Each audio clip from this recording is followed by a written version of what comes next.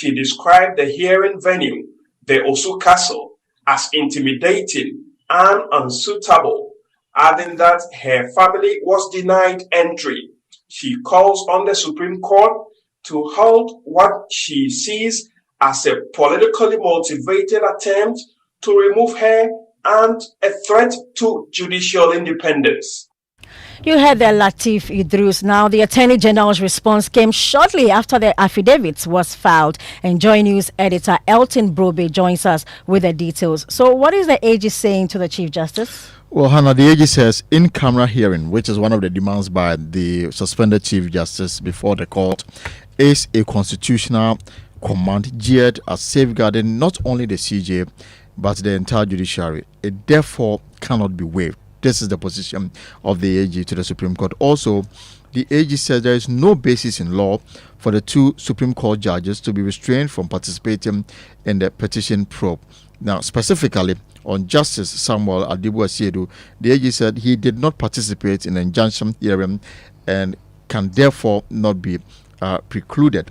On Justice Gabriel Poman, who is the chair of the 5-member committee, the AG argues that his participation in cases put before the court by one of the petitioners cannot constitute evidence of bias. The AG further says that members of the committee have taken the necessary oath of office contrary to claims by the suspended Chief Justice. The AG concludes that a case for injunction has not been made out, and for that reason, that should be rejected.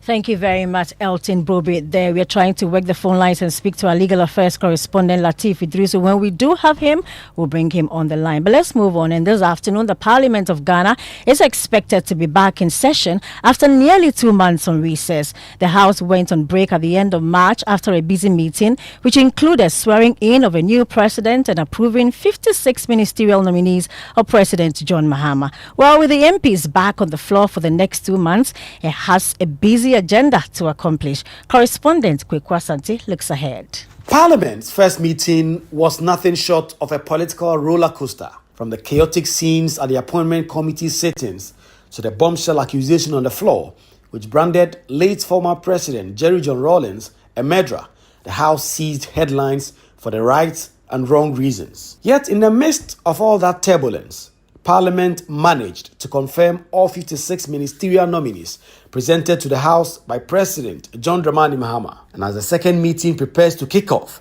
Joy News understands Parliament is preparing for a legislative marathon after passing only a handful of bills during the last meeting. But perhaps one of the most consequential decisions Parliament will take will be a decision on 7 judges nominated to the Supreme Court by the President. Beyond bills and nominations, Parliament will be under pressure to prove it is more than just sound and fury. Speaker of Parliament Alban Bagbin vowed to hold to account MPs who vandalized state property during the appointment committee chaos. He promised not only sanctions, but full restitution for the damages caused. And then there's the lingering mystery. Who was that MP who referred to Dr. Zaneto Ajiman Rawlings, MP for Kole Klote, as the daughter of a murderer? The Speaker gave the House 1 week to produce the culprit. It's been 2 months since. It's just silence. With Parliament returning under such a cloud of unfinished business and unresolved controversy, all eyes will be on the chamber once more. Will it rise to the moment or sink further into the theater of chaos? When it comes to Parliament, time always tells. Reporting for Joy News, Kwekwa Asante. And thankfully, we have Kwekwa Asante on the phone lines to tell us more of what's happening currently. Kwekwa, the House hasn't started yet, but you have been gleaning. What are the key issues of the agenda? The proceedings, as we knew, was expected to start at 10 o'clock a.m. It hasn't started. It is way past 12 now. We understand this morning both caucuses did hold their usual caucus meetings that are held when the House resumes. And so some of those conversations about their own internal strategies have all been discussed for the main businesses that the House will have to deal with. The minority leader, Alexander Afenyo-Markin, has not been around. He is currently in Abuja for ECOWAS Parliament sittings, where he is the third speaker and is presiding over some of the sessions currently. We do not know the whereabouts of the majority leader as of yet. The Speaker of Parliament himself also having traveled to Russia in the last few days. Whether or not he's back or not, that confirmation has not been given. And so we expect that any moment from now, the sitting will commence, and then specifically the business for the day and for the entirety of the meeting will be laid out for members of Parliament of the main issues to be discussed. Thank you very much, Kwekwa Asante there. And Kwekwa Asante will be bringing us all the details because it's going to be a very busy session this time. To Energy, and the Sector Ministry has retrieved 2,637 containers belonging to the Electricity Company of Ghana, ECG. That's more than twice the number initially reported missing. The committee set up to investigate the whereabouts of 1,357 unaccounted for containers discovered. The full consignment at various terminals within the Tema port. The findings follow a March 2025 directive by the Energy Minister John Jinapor after discrepancies emerged between ECG's records and an independent port audit. Well, in April this year, the immediate past Managing Director of ECG, Samuel Dubik Mahama, refuted claims regarding the missing containers at the ports. As at the last time the minister spoke at the beginning of this whole container gate or container saga, he said the containers are in the port. The conversation would have been different if the containers had left the port and they were in the custody of what? ECG. And then the containers got lost from the yard of ECG. It's just a matter of all of us, including ECG, including the two state agencies who are in control of the port, have a proper sit down, go through the paperwork, run it through the system, and definitely we'll come to the right conclusion. What I'm saying is the containers cannot get missing. At worst, they have been misplaced. So we have a breakdown of the containers, and Kofi J, that's the lead data research analyst here at Joy News, joins me in the studio. What exactly are you learning, Kofi? Well, so there is fresh reports, and this update is actually coming from the Energy Ministry, and according to them, the latest report shows that they've been able to track 2,637 containers. And in terms of those they've been able to retrieve out of this 2,637, it's about 2,583. That's more than 97% of the supposed missing containers. Now, if you do the math, you see that there are still about 54 containers that have not been accounted for in this whole, fresh data that has been released. And they actually gave a breakdown of where they found these containers or where they retrieved these containers. And according to the ministry, out of that, over 2,600, 860 of them came from the Meridian Port Service. They go about 1,237 from the GPHA terminals, and they also go about 272 from the National Security Evacuation exercise that was done, and then also about 194 came from the Ameris terminal, and we had about 20 from the Atlas manufacturing terminal. So these are the sources where they were able to retrieve the over 2,600 containers that were missing. But there are still discrepancies. I mean, the transition team had indicated that some 3,000 containers were missing. And today, the update that has been given by the Energy Ministry shows that we have about 2,600. The first team, committee said they were able to count just about 1,300 of the containers and indicated that there are still more. So the question is, what is the total number of containers that have actually gone, in quote, missing? It will be interesting to know what will be the final outcome of this investigation. And we know that you will further break it down on myjoyonline.com, right? Absolutely. Right. Thank you very much, Kofi AJ there. Let's move to education. And government has announced that private senior high schools will be included in the free senior high school program to expand access and ease overcrowding in public schools, fulfilling a key campaign promise. Deputy Education Minister Dr. Clement Apak said this move will reduce pressure on oversubscribed category A and B schools and also help phase out the controversial double track system. Parents are entreated to take a keen interest in this school selection exercise, as this will determine the high school their wards will attend after the completion of their basic education. Ladies and gentlemen, it is also important to note that no head of school or teacher is permitted to fill out the school selection form of any candidate without the consent of the parent or guardian. The school selection form must be signed off by the parent or guardian and submitted to the head teacher of the junior high school that the candidate attends.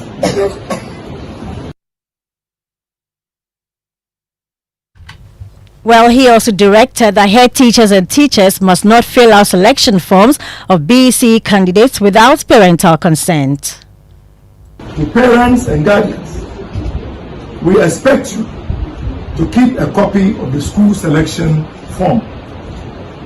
Ladies and gentlemen, the school selection exercise has seen several modifications over the years, and one of the major reforms is to allow candidates to select Category C schools that have similar facilities like Category A and B schools, which are overly subscribed, as we all know. It is important to select Category C schools in order to ease the pressure. You have there Clement Apak, he's the Deputy Education Minister. There seems to be some defiance from some transport operators and traders who have justified their decision not to reduce fares or prices of their goods despite requests and directives from their various union heads and even from the president. On our grounds today, Joy News, some people that spoke to Joy News told us that this will not augur well for them. Listen to some traders at the Obusokai market speaking with Sweetie Abuchi.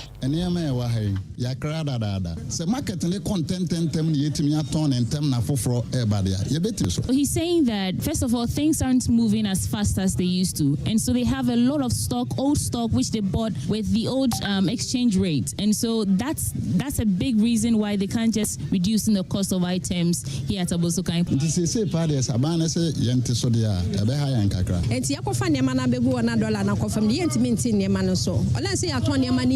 Talking about import duty, she says that hasn't changed. And and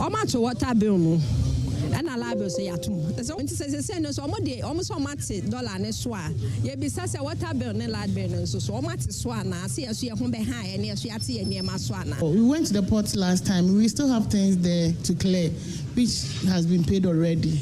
So I'm not sure it can reflect in at the moment. It will take some time, like 2 months or 3 months more.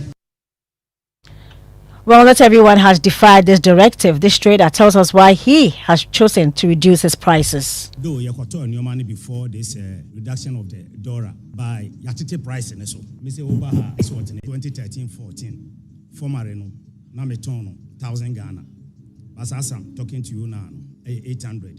Because seeing I am more by now, not a banner but more than what you saw. Now, because I want to do so, those who feel the final reduction in the country. You know. He's saying that, in fact, some of the items, the cost of items have been reduced. He, in particular, has reduced some of the cost of some of the items here at his shop. Well, let's now listen to the General Secretary of the Ghana Road Transport Coordinating Council, Emmanuel Aheneyeboa, and PRO of the GPRTU, Abbas Moro, who are asking passengers to ensure that they enforce the directive that drivers reduce their prices.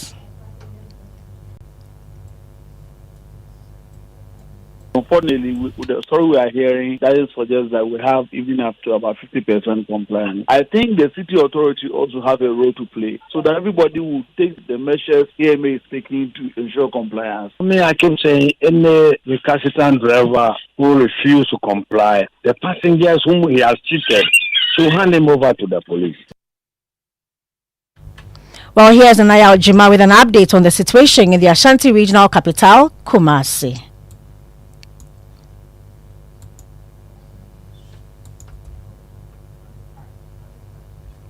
We'll bring you that soundbite later. Meanwhile, the Association of Oil Marketing Companies has hinted Ghanaians may soon enjoy significant lower fuel prices at the pump if the cedi continues to appreciate. Chief Executive Officer of the association, Dr. Riverson Opong, projected on PM Express petrol could drop to as low as 12 cedis per litre by the next pricing window if the cedi holds steady.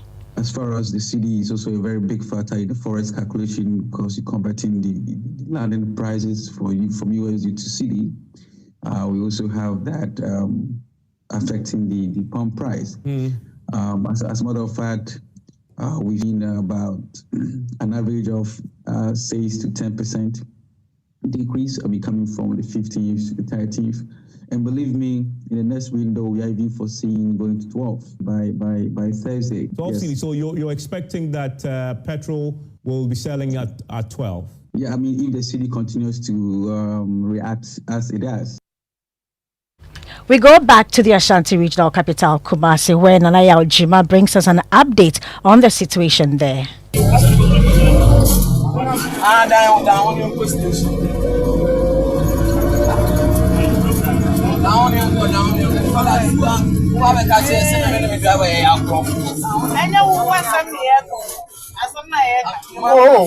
Master, Papa driver. There you go.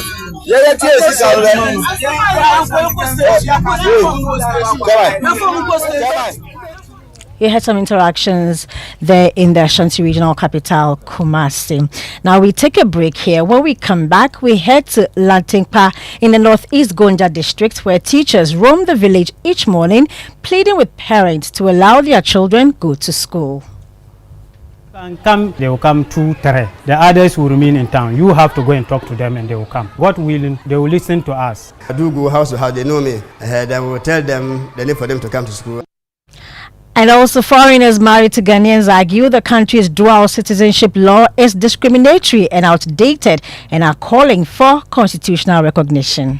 While we're difficult to come by, you want to be sure you get the best value for your money. These are not times to be spending money fixing expensive engine problems because of cheap fuel and lubricants. Drive to a petrol source station today and buy your quality fuel and lubricants, and rest assured of fuel that lasts long and lubricants that prevent expensive engine problems. Hear the sound.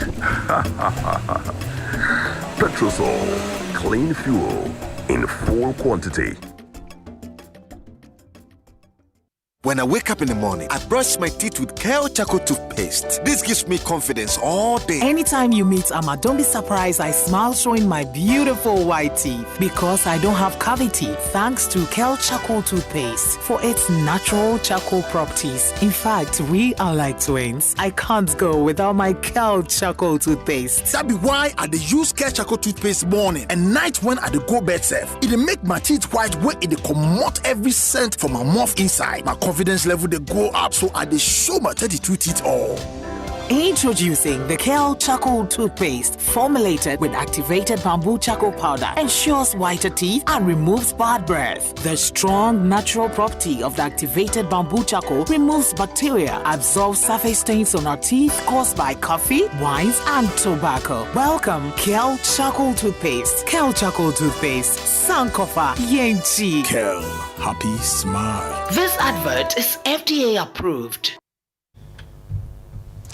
You're welcome back to the Midday News, and Mubarak is here with sports. Yes, and also the Committee of Inquiry which investigated the death of Nigerian boxer Gabriel Oluwasegun has uncovered major structural lapses in the operations of the Ghana Boxing Authority. Now, Joy Sports' Victor Achutamaklo has more. In its investigations, the committee established that the GBA sanctioned the bouts even when there was no valid contract between the Nigerian boxer and the fight promoter. The GBA also admitted that it had not had a certified medical doctor in its employ for the past 3 years and did not insist on the mandatory pre-bout tests. There were no medical doctors at ringside either. Eko Asma, who served on the 7-member committee, wants the sports ministry to carry out a full audit of the GBA's operations. So they're already operating without a license. And that's a grave offense already, which gives cause for concern and for action to be taken. So radical reform got to take place. And an audit of the GBA will decide, once the audit is done, it will decide which direction it should go. And then with the promoters, it's also about the audit of the GBA because its operations are under scrutiny. So once the financial audit starts, all aspects of the operations of the Ghana Boxing Authority will come into perspective and it will be under scrutiny. And so whatever has fallen short will be addressed. So that's my colleague Victor Achutamaklo with that report. Back to you, Hannah. Thank you very much. It's time for our education series, Scrambling Start.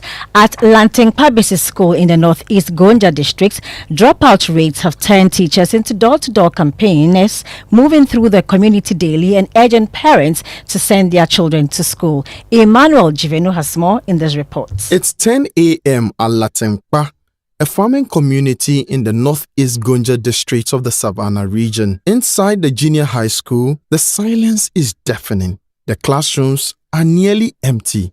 Here, teachers do not just teach, they beg. Every morning, they come through the village, knocking on doors, pleading with parents to let their children come to school. Sometimes you can come, some years are there, they will come 2, 3. The others will remain in town. You have to go and talk to them and they will come. God willing, they will listen to us. I do go house to house, they know me. They will tell them the need for them to come to school. The attendance sheet tells a painful story. JHS 1's register has not recorded a single student weeks after school reopened. For now, they are yet to come because we are still talking to the parents to allow them to come. Because some are still in town, that they will not come. In the previous term, the most consistent Form 2 students showed up just 32 times out of 60 days. Others barely made it for 20 days. The teachers believe the reasons are many, but they all point to despair. They see no reason why they should send their children to school. Also, they looking at the structure of the school. It is also another factor. No one will tell you that serious parent will not like to bring the child to the school. We're having an engagement with one parent over why he's not sending is preventing his child from coming back to school. He said that you said, what do you have? We'll be here every year. We'll farm our yams and we'll buy brand new motorbikes. And you, what do you have? And everything you've been posted to this community. We've added this old motorbike up to now. I'm a professional teacher. I have to teach because I'm paid to teach. But you've come to school and there are no students. What are you teaching? So that alone can demoralize you. Even the teachers have their burdens. The only mud structure built to house them collapsed last year. The teachers' quarters fell down. Rain came and destroyed it. If you have accommodation and you are staying here, at least you can get up, then look for the children, then they will come and you will teach them. Now I am pleading with the parents, they should understand that education is important and allow the children to come to school. There must be a united push to keep Latin-Pers children in school. Governments must ensure that classrooms are not just built, but made safe, welcoming, and worth attending. Because if teachers must beg to teach, how long before they give up? Now, a growing number of foreigners married to Ghanaian citizens are calling for urgent reforms to the country's dual citizenship law, which they describe as discriminatory and outdated. Taking their turn at the Constitutional Review Committee meeting, Chairman of the International Spousal Association of Ghana, Rebecca Asari, an American married to a Ghanaian, explained further. Some of our members are now able to apply for dual citizenship. I'm originally from the US. I've been here now 20 years. So I can be in the process to apply for citizenship. But not all of our members are able to do that. To have constitutional recognition of foreign spouses. So it's not just sitting in particular legislation. So for example, we are now challenged with the National Identification Act, because while we're recognized under immigration law, we are not recognized under the NIA Act. And therefore, foreign spouses are required every year to pay in dollars equivalency for the non-citizen card. And that can be a significant financial burden on many of our members. Many whom now are, I would say about half are pensioners. So living on the pensions of their husbands or wives. But it's very difficult for us to overcome that because we are reminded, yes, but you're not a Ghanaian, you're a foreigner. Well, Irene, a Ghanaian who is married to a foreigner, says their children with dual citizenship are barred from certain rights and privileges, though they live in Ghana. Acquisition of property becomes necessary, especially where they have Ghanaian children and they may want to leave property for the Ghanaian children. You know, they have the restrictions where they can't have leases of more than 50 years and can't pass it on to their Ghanaian children. So we believe that restriction that creates additional hurdles, I think, for the Ghanaian women who are married to foreigners would have to endure. And on that note, we come to Jackie and Adobia for the trends. Are you a dual? Do you have some dual citizenship? No, not yet. But Ghanaian, are you looking to Ghanaian. have a dual citizenship? I might do, but please, the city is appreciated. But then on social media, Ghana Black Stars, they're still trending ahead of their match with Nigeria in London tomorrow. A lot of people, there are pictures of the Black Stars clad in African prints and a lot more. And alongside, Nigerians are also trending. You know, Ghanaians were trolling when it comes to Nigerians. They're all trending on social media. But what scores are you anticipating? Just one. One for Ghana, that's all. Okay. Just one. Don't ask for too much. Adobia, what else? Well, Ghana card is trending, people. You know, yesterday, President John Dramani Mahama was speaking at the 9th Ghana CEO Summit. He said something very interesting. He says, every car is linked to the owner's Ghana card, so we don't need the old toll booths anymore. If you cross the East Legon Bridge, we simply take a picture of your car, and the system will automatically send the toll charge to your mobile money or bank account. You just pay 1 cedi. Now, people are reacting to this. First person said, I'm laughing like killer. And then top finding says President Mahama's vision for modernizing Ghana's infrastructure is nothing short of revolutionary. And someone says God will continue to bless Baumia. However, someone has a question. He's saying, what will happen if I sell my car? Would they still deduct from my account or the new owner's account? And if I don't have money? Yeah. And one last comment. Someone says that the mechanic and washing bay guys will drive the car and the owner will pay the toll. You know, you leave it. Yeah. So a lot of people are having questions on that. So what if the person no get money for him motor? That's what someone is asking. By all means, somebody will drop some money in your moment. Definitely. Okay. So that's it for the midday news as well. You can find more stories on myjoyonline.com. Thanks for joining us. I am Hannah Odame. Pastor Mensa Otabel comes up next.